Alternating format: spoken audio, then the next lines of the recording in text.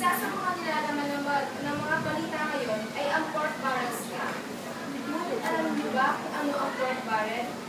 Ang PDAF o Priority Development Assistance Fund, mas kilala sa tawag na pork barrel, ay ang perang binibigay sa mga kongresista at senador para sa paggawa ng mga proyekto. 70 million pesos ang pork barrel ng isang kongresista, samantalang 200 million pesos naman sa isang senador.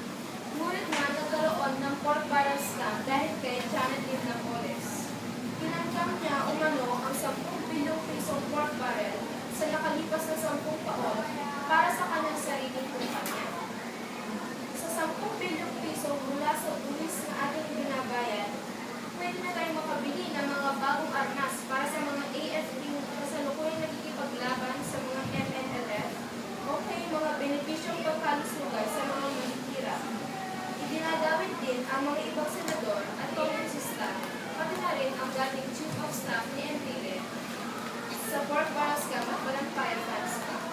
Sa ngayon, tuloy pa rin ang mga kilos protesta upang maialis ang pork barrel pati na ang presidential court, gaya ng The Million People March kamakailan lang.